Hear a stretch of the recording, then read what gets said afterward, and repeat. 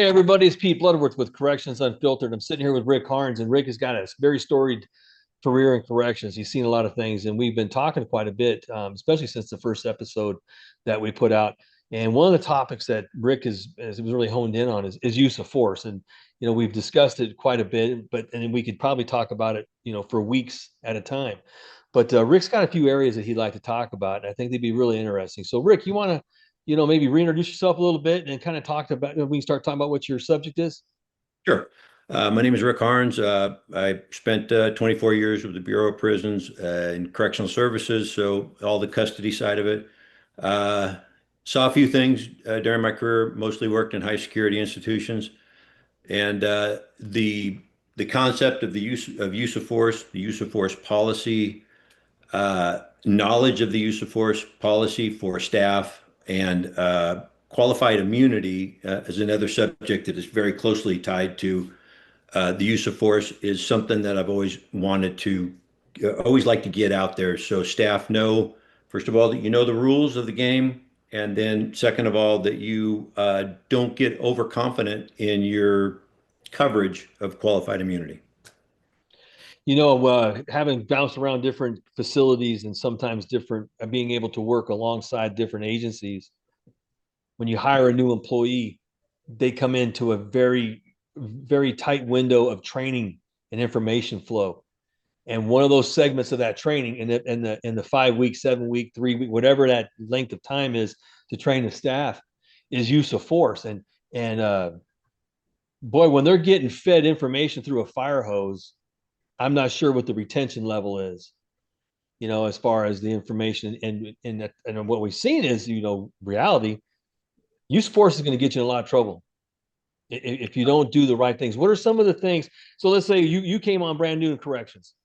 And what were some of the things for you that helped you focus on the importance of use of force and knowing the policies and the procedures and the expectations? What were some of those key things that made you successful? Well, when coined as successful, I can't really say that, but when I came in, there was no such thing as calculated use of force. If there was, we certainly never heard of it. It was akin to Keystone Cops. When you saw people taking their tie off and stuffing things, taking things out of their pocket and putting them away, that's about how calculated it was. And I look back at that and I think, how did we get by? But then Mm-hmm. again, the scrutiny at that time was not like they have now. Uh, if Pete, you remember they came out with the big bulky cameras, Yeah. and invariably the camera battery would punk out 10 minutes into it, and so there'd be breaks in the film, and there'd be terrible camera work, and there was no really explanation of what you were doing. So it was really, it's been an evolving thing for the last few decades, and it's been to the benefit of staff. And I know a lot of people would disagree with that, but the introducing the camera to the situation, and now with the officers with the body cams, I know a lot of people say, well, it's just putting people on blast. I would disagree with that. People that are wearing the cameras and do bad things are putting themselves on blast, and it's a uh, I go, I've always looked at the way that some agencies will keep their information uh, very tight to themselves, and they leave the staff a little bit uneducated in what they're doing and what's expected of them. So that's kind of how it evolved for us. It was terrible at the beginning. We got it Yeah. done. We got it done, and thankfully, nobody I worked with ended up with a serious injury. You're always going to have the twisted ankles and sore tendons and all that, but we were mostly, when you're young, you're resilient, and we made it through. But Yeah. You at recover last, a lot faster. yeah, from 1989 to 2012, when I hung it up, it was big differences in the way they did things, and it was for the most part better. Yeah. Yeah, I really believe, because I was about the same time frame. I was 19, end of 1990 through August of 2014, and just watching that evolution take place. And people can say, well, they're making us, or they're putting on a camera, they don't trust us, this, that. No, that's not it. Actually, what it is doing is when the allegations come in later on of physical abuse or abusive behavior or they said these things to me, which has there's a tendency for inmates to do that. What you find is those cameras actually exonerate the staff members. It's there to protect. Yeah. Now, if you have the mindset Yep. of, well, now that the camera's here, I have to behave, well, then that's a success story too. Yes. Yeah. Yep. You know, Yep. and you're right. I know when I first started out, it was kind of the same thing. They called you over to SEG, because I was, a little bit bigger and young, and I would recover, and I hadn't done any, so they figured go get the new guy, Hmm. and yeah, taking the ties off. Some guys would blouse their push their pants into their boots and stuff, and you're like, what's going on? Oh, we're about to do this, But then it got better, it got smarter as time went on. It really Right. did. Yeah. So And it's better for, and you got to agree it's better for the inmate too, because it's more organized, and there's actual rules that you're supposed to follow, and it keeps everybody, not the inmate, but it keeps everybody honest that's on the side of law I enforcement. It believe makes that wholeheartedly, and it that better for that was everybody. no better taught to me than when I worked at a high supermax, and you know those uses of force were common play there. A lot of times I think it was because the inmates were bored and we became their playthings. But when we got smarter and we got better at the use of force, you can actually see the inmates respected you better.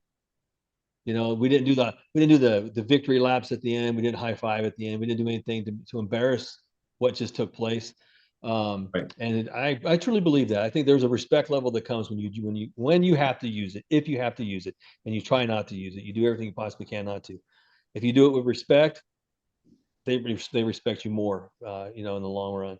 So, what are Yeah, some of the different types of it's always professional, right? It's has to not a be personal thing. Inmates may have a personal problem with you, but you don't make a personal problem with the inmate. You keep it professional. It's business, and it may sound a bad way to put it, but it's business. You're not gonna, if the inmate's trying to draw you into a personal conflict, then you fall for it, then you just got hood. You just got took. Yeah. I Hmm. talk used to talk to staff a lot about the scales of justice are even. And I would say what you don't want to do is if you're an inmate and you violate the law and then there you start tipping that scale, and or excuse me, if you're a citizen, you start violating the law and now you go to court, this and that, you get time. They've tipped the scale negatively in their favor. As staff, we don't use profanity, we don't use bullying, we don't, because as soon as we start doing those things, we start tipping that scale. And so we got to make Hmm. sure we maintain the balance of the fact that we are there to be the professionals. We are there as law enforcement. We're there to protect their rights. We're there to treat them humanely. I think Chris said it in the last session we all had, and that is, you follow policy. Right. Policy will get you where you need to go. You don't need to tweak it, twist it, bend it. Follow the policy and follow your training, and it will take you where you need to go. And if force is what it eventually ends up being, follow the policy, and then you're all right. But that qualified immunity goes out real quick if you're not following policy. Can you kind of go down qualified immunity and how you see that playing into all this? Right. So, first of all, let me touch on your point with the Yeah. use of force policy. So many people think they know the policy, and they don't. They'll quote something out of the policy that doesn't exist. Right? I mean, I heard it over and over again. If you can't, first of all, if you're having to argue your point, you're behind the eight ball. And second of all, if you don't know that policy chapter and verse, then you're not going to be able to argue well for it. But the qualified immunity part of it is the premise that as a law enforcement official, government officials, all that, they all fall under that.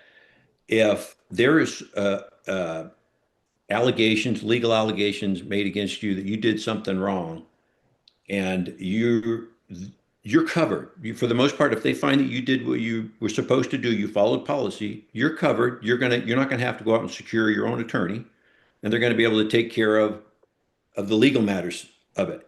If they find that you didn't, you don't have qualified immunity. Right. So if you didn't know policy and you thought you knew policy, then it kind of goes out the door. And there's, your training, the kind of training you got comes into play, your knowledge of that training, your knowledge of policy, all those sort of things come into play. in my impression of a lot of stuff like these situations where officers are getting called on the carpet, they can't articulate a good argument on their own behalf. And it's the people that are deciding whether you get qualified immunity, the there's public sentiment, Mhm. that is kind of against you already. And if you can't defend yourself properly or be able to articulate the policy, then you leave yourself out there as low-hanging fruit for aggressive district attorneys or just the court of public opinion, Right. It may use of force is never pretty, and it always looks harsh to people from the outside. But if you know the policy and you can articulate that properly, you're going to be in a much better position to get that qualified immunity coverage that you're supposed to get. Does that make sense? Absolutely, because guys, I bounced around and I got to work, like I said, alongside different agencies and see their different policies and things. There's like a main theme. They all kind of stick to a main theme. Then they kind of tweak a little here, a little there. But what you find is that if people don't know the specific details of it, they can really throw themselves in a bad way. It can really go a different direction than what everybody intends it to go in because they didn't really fully understand. Now, we were talking before the call, and I worked at a low level facility, and hardly anything ever happened, And the only way we could be good is if we drilled. Hmm. But if you have a bad drill, a drill that really is not effective because you're not, you're leaning against the wall and they say, okay, Pete, what are you going to do? And I say, I'm going to grab the inmate's right upper arm. Okay, what are you going to do, Sally? I'm going to do this. That drill doesn't mean anything to anybody. The drill has to be simulated to the point to where the staff are feeling some of the stress, but it's got to go all the way through. You got to have them write the statements because this is where I want to talk about going off the qualified immunity and knowing a policy. If your staff aren't able to articulate what they perceived at the time the incident happened, whether it's a reactive use of force or a calculated use of force where you plan it all out, then we as leaders have failed our staff. Yes, How do you feel? absolutely. Yes. Yeah. And And we and all those work with those that situation. drills do that because you can say, well, Bob, you got one sentence down here. You mean to tell me in this entire event you only have one sentence worth of information to put down here to cover your tail in case something happens? Because maybe covers the wrong phrase to use, but that's what happens. This memo is going to show up 4 years later in court to say what you were thinking at that time. You ain't going to remember what you were thinking at that time. Right. Um, but when you go to a higher level security facility, so I went from a low to a supermax real quick. Um, you did it a lot. Yeah. But what I found there was people started maybe not being as razor sharp as they were because you've done it 10 times in the last 2 weeks versus 10 times in the entire 5-year time frame. So, and I was just kind of going down that road as far as making sure that if you're at a place that doesn't do it a lot, you have to drill quite a bit. If you're a place that does it a lot, you got to make sure you keep your razor's edge. Is that something? Is that anything you experienced? Because I know that you had supervision over a number of facilities. Well, I always go back to, you look at mentors that you ran across, and not the official mentors that the Bureau used to come up with, but the people that, you looked at and said, this guy knows what he's doing, in certain situations. And I'll say a name. There was a guy I worked for at Lompoc. His name was Dave Sturgill, and he was pretty well known for a while. Pretty wild guy. But Dave was the kind of employee, the guy that when things went bad, go get Dave. Break glass, get Dave Sturgill in here, and then when things were over, send him back, lock him up behind glass, right? Don't let him And out. I used to be in a lot of his shifts. Worked for him quite a bit at Lompoc, and I learned a lot about mostly about what to do right and some things not to do. But he drilled us, even though we had plenty of real action going on at Lompoc. If it was a quiet night, he would be saying, "All right, this is what's going to go, what's going down, and what are you doing?" And it would make you think, even if we weren't running out and grabbing gas guns and deploying, all the Zuzus and Wham Whams we had, we were think about it, and it got you to the mindset. You're sitting in a unit and you're bored to death. You've done your shakedowns and you're watching these, you walk in the range, but you're thinking, okay.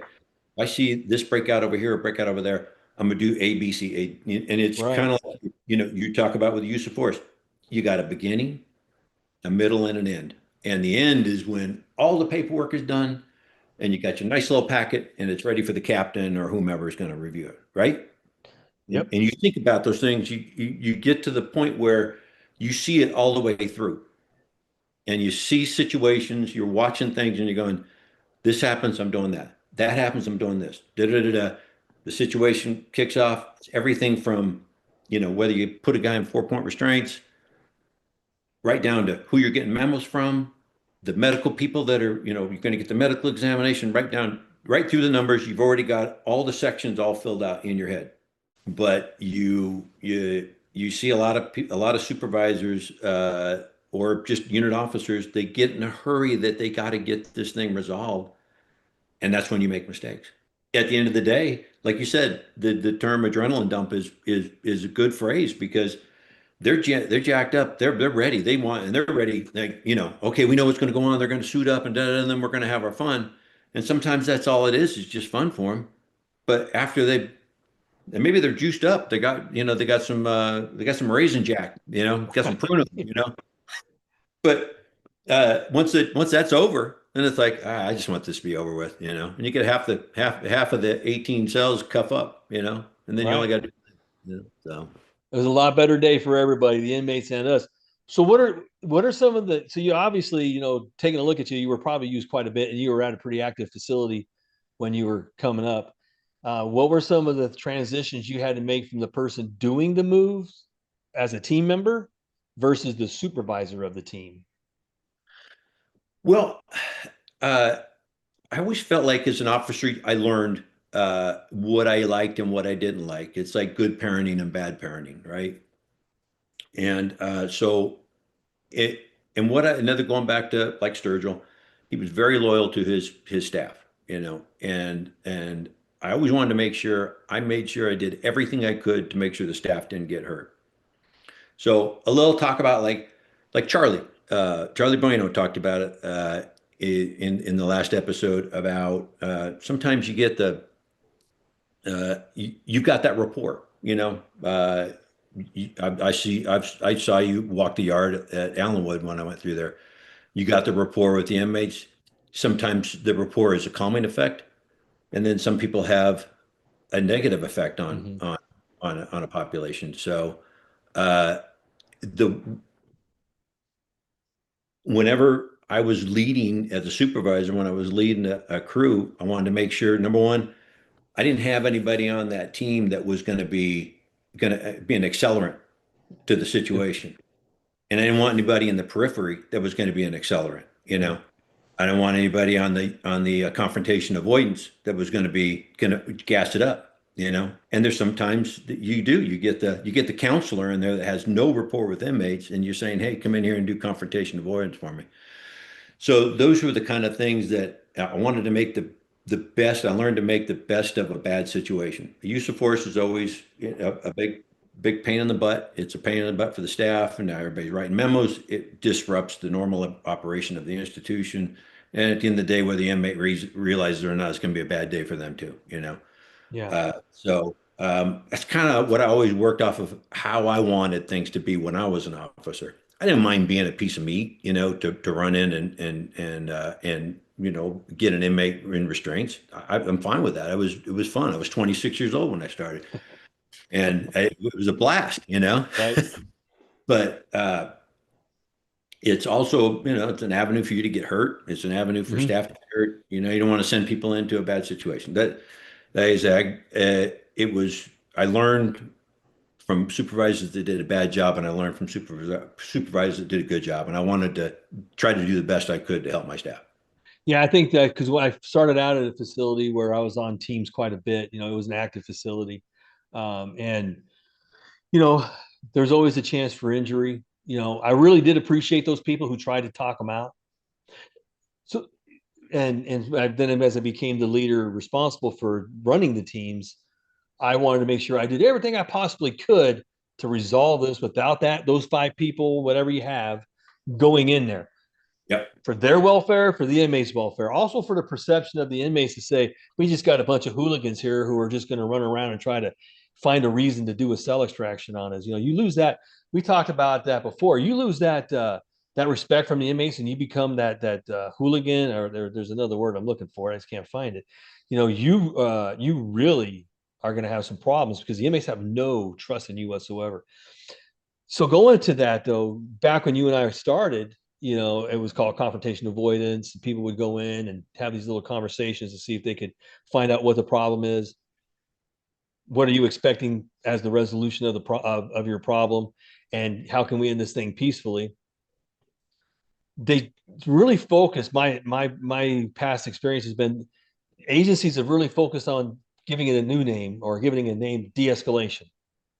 I love it. I Yeah. absolutely love it because one is I think it's titled right. Yeah. De-escalate. We're trying to let the air out of the tire, get the pressure out of here.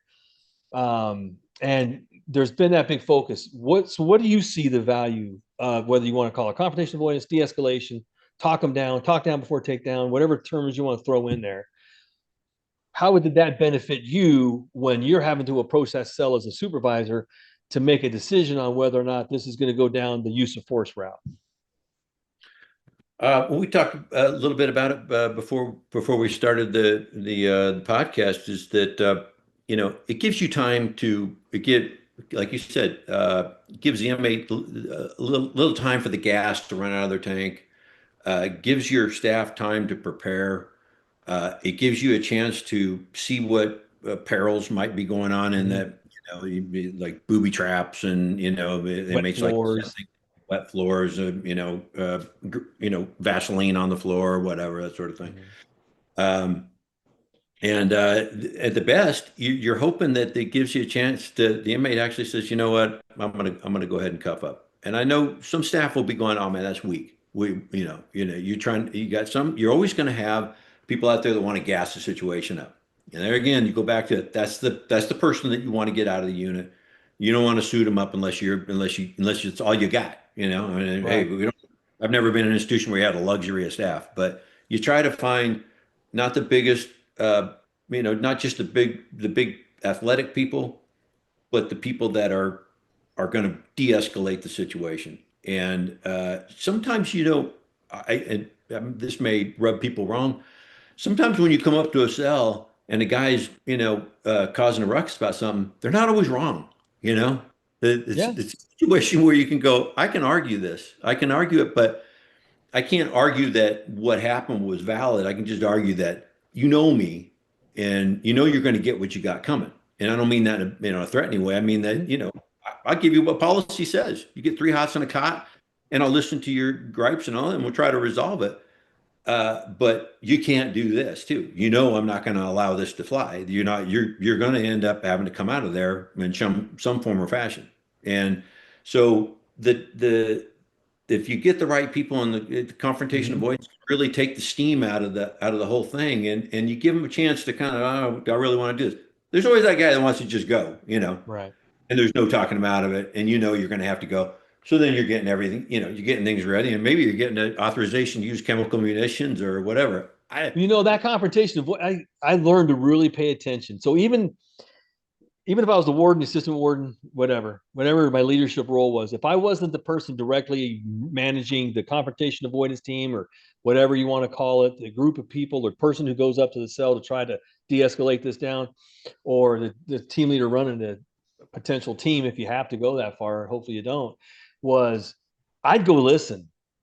I'd be out of eye view of the inmate. Hopefully, the other inmates didn't say, "Oh, by the way, blood work's in here," or whatever, and listen, because you might, like you just said, you might find out the person has a point that needs to be listened to and needs to be handled. And this is where I really tried to practice having respect from the inmates. That if I heard that, let me pick one off the top of my head. Some facilities don't have air conditioning, so it becomes very important at nighttime when the inmates are bedding down for the night. Generally, there's an ice bucket that goes passed around, and all the inmates get a couple of scoops of ice so they can keep it wherever they're seeing to do. They do whatever they want to do with the ice to help keep them cool, their drinks cool, whatever. Um, the ice bucket doesn't go down. Now, it's not because we had other incidents happening. It's not because it was a busy night. It wasn't because we had a fire. It was the officer just didn't do it. And the inmate's going off about that. And you hear that, and you're like, did we pass out ice tonight? No, I just never got to it. Well, wait a minute. I got all of this about to happen. All of this is about to happen. So you, how would you handle a situation like that? You, because you have a great demeanor, and I'm sure where you worked at, the inmates learned that they could respect you, and you would give the respect back. How would you handle those situations when you got there and found out, oops, we might have instigated this a little? Yeah, and it's just, yeah, I know you're just using the ice bucket as an example. Inmates, we give them the impression that things are this is a habit. Inmates are just, I always equate them to high school kids or junior high kids. They get away with what they can get away with, and we give them. I mean, you can give inmates all you want. When you start taking it away, something else. When you have somebody that just decides that they're not going to do things, then they're cutting into the program that has been established at this institution, and that's a problem. And so you can't make up that night that they didn't bring anything around, but you got to correct that. Mm, And the inmates got to know that, not that you're going to publicly humiliate this guy, but they got to know that that person needs to know you don't do what you're supposed to do in here. You don't work in here. You're going to be reassigned. I don't like to never wanted to uh, publicly chastise an officer. That's a right. that's a behind closed door thing, and I never wanted to do it to the satisfaction of the inmates, because that's not my role either. My loyalty is to the staff first. But if I have a staff member that I know that I can't trust to do the right thing, and they're just trying to gas situations up so they can have things the way they want them, but you always have them. People that think that, hey, this let's just get things rocking around here. They're not the ones that have to stick around for 30 hours and get paid for 8. Right. That's on you. They're Yeah. getting, they're generating overtime. They're causing problems. There's a lot of the staff that people that generally don't want to work with them, but you always have a certain contingent of them. Yeah. Then you find out the ice machines are broke. There you You know what I go. mean? That Yeah, could have been and then you talk with the inmate and you see maybe you can turn things around by saying, "Hey, listen, you know me, I went and checked, and that ice machine is not working. Well, then right. how come half the cell house got ice? Because it broke while it was making up the ice that we just distributed out. But we're going to Right. do what we can for you guys, and that might diffuse things. I really believe, I really am so pleasantly happy or pleasantly surprised, whatever it should, with the fact that corrections now has really moved to this. Let's just let this team out. So I think I told a story one time of a very big difficult incident took place, and some staff were obviously emotionally affected by it, and they had to go deal with some disruptive inmates who were causing a few issues here and there. And when that shift supervisor looked them in the eye and said, "Don't worry about that, I'll take care of it," they you just watched the pressure just leave their bodies. When she went down the cell house, because she was who she was, the inmate said, "All right, man, well, if you say that's the way it is, that's the way it is. I'm going to tone down." And it all came out to a reasonable solution without ever having to resort to force, because that definitely looked like the direction it was headed in. It definitely looked like it was going that way. We've been doing a lot of research on different incidents, large scale incidents at facilities. I don't know, you've done a lot more than I have. And one of the common complaints that you'll hear is that the inmates didn't have access to the higher level decision makers. Right. That was one of the symptoms. There's multiple symptoms that take place when something like that happens. It's not like they picked just this one thing. Sure. But so in a sense, those types of things, the executive level staff making their rounds, the shift supervisors going around and communicating with inmates as well as the staff. Those all do play into your force element, because they're less likely, if they feel they have a good relationship with the people who are they're safeguarding them, there's going to be less problems. You're not doing a force multiplier. You're not creating a bunch of problems. You're going to deal with the ones who actually exist because they exist, but you're not creating a whole bunch of new ones because, well, the phones have been down for 3 days and no one's been down here to talk to the inmates about it. So they think that nobody cares that the phones are down for 3 days. Sure. Where Right. if I, as a warden, assistant warden, or whatever, would have just walked in that pod and say, "Guys, we're working on it. Unfortunately, there's a broken cable outside. We can't fix it, but we're talking to the people who can." a good portion of those inmates are going to say, I'm going to listen to him. You know what? Also, if you take a look at the way things have evolved in corrections, when me and you first started, there was no such thing as OC spray in a facility. And I believe it was after the 2000s, the agency that you and I worked for started using it. And it was like this baffling thing like, what are we bringing this thing in for? Hmm. How did so? And I, if I'm remembering my timing right, you were in a position where you had to go out and check on a bunch of different facilities to make sure they were doing stuff right. Hmm. How Yeah. did that? How did you see that additional element to force, whether it's reactive or the calculated? How did you see adding that to it change things, or did you? I'm glad you brought. So I was just leaving Lompoc at, but I was associate warden there. I was just leaving it, and they were talking about bringing in, giving arming a certain amount of officers with Mark 9, OC spray. Mm-hmm. And I had a lot of, man, that was, you had to think that through. And I could find 99 ways it went bad and one that it went right, just in my mind, because, Right. and we were debating it. And, you want staff to have the tools to protect themselves and help control situations, but you didn't want to give them anything that was going to get themselves in trouble. Whether it be shenanigans, Good because word. it could happen, it's been known to happen. And then the chance that that piece of equipment could be taken away from the officer and used on him, it Mm-hmm. goes back to, people wanting to carry batons in general population. Are you going to be able to handle that baton and not get it taken away from you and used on you? That's the reason we don't have officers with guns inside the secure institution. It's because it's easily be used against us. So I had very mixed feelings about it. By the time I left Lompoc, they hadn't brought it in. I ended up at the region, and that's where you and I crossed paths. And I still had some misgivings about it. I sent you that one clip there from Mm-hmm. wherever. Uh, you you have now it's evolved to where they have certain other implements out there to include tasers and proper training. re, They're, I guess, for lack of a better term, call it weapons retention, proximity to inmates. That the person that has these devices, their proximity to inmates is an issue, and it will continue to be an issue as long as they have them. But I like that staff have the devices that they need to protect themselves. I just don't know. And going to the other part of it, where are we giving people training? I feel like, but there was it's another thing for staff to get called on the carpet for and be questioned, and do you fall into the parameters of qualified immunity? And because you have this canister and you receive training in Mark 9 training, OC deployment, are you following the policy? Right. Did you follow the Yeah. policy? You really know what the policy says, and Right. well, it says this, and they quote something that's not even true. It's not even, so that was a problem. You Yeah, can, you can, like you see, remember when we were probably kids, I'm sure it's happening today. I just haven't seen it where a cop will say, "Hey, I was a cop for 28 years and never pulled my gun out of my holster." sure. Meet some other cop, he's 2 weeks in and he's already been involved in a shooting. Yeah, We want everybody to be that 28-year never pulled it out of the holster guy.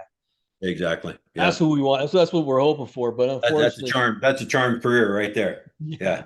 yeah. But unfortunately, it doesn't always work out that way. And so all these things that come in are very, very important. And use of force is definitely one of those areas that, like you said, you can't think you know it. You got to know it. We as supervisors got to drill it. We've got to put it in their heads. Review. So as I was getting ready for this talk, there was a whole article I read on the importance of the review of the incident. And like you said, you went and did after actions at different facilities. What are the benefits you get out of reviewing it? You go back to, you learn that uh, failing to failing to acknowledge the intent of policy and the letter of policy. It's Hmm. just like with traffic police out there. There's the intent of the law, and then there's the letter of the law. You know, the letter of the law is if the speed limit is 25, you can't go 26. But we all know we all go 34 in a 25. So keeping those things in mind. I but you learn a lot about what kind of training people aren't getting, and I hammer Hmm. it all the time. The training isn't there, uh, the staff are not being supported well enough. They're not given enough training. They're not given enough supervision. They're not given the presence of people there that have the we talked about earlier. They don't have the officer doesn't have the authority to make policy changes or get the phones working or get the ice machine fixed or whatever. And they're all these dynamics are all together. Facilities needs to be doing their job. Food service needs to be doing their job. The the officer in the other unit has to be doing his or her job. They're all things that it's a symphony and it has to all be Right. working. And if you don't have your finger on what's going on, then you have problems. But I learned a lot from the after actions, but I learned mostly from the ones that came to the regional office that I could look at. You have any parting comments before we go? No, it's as it was before. It was a pleasure, man. I love talking about this stuff, and it makes me go back in time, gets the neurons firing, and like I said, useful is one of those issues that I don't think the folks that are out there working on those joints that they can hear enough about you know what you should and shouldn't do, and it's a different time, but the trip hazards are the same. you know, Exactly. and Exactly. to keep themselves up to speed on policy and training and be ready. Yeah, like I said, it would go all day about this stuff, and I appreciate the time letting me talk about this. Well, thank you, Rick. It's always a pleasure to talk with you. I got tons of respect for you. When I grow up, I want to be a lot like you. So thanks for everything, Rick. We'll talk to you soon. Take care, brother.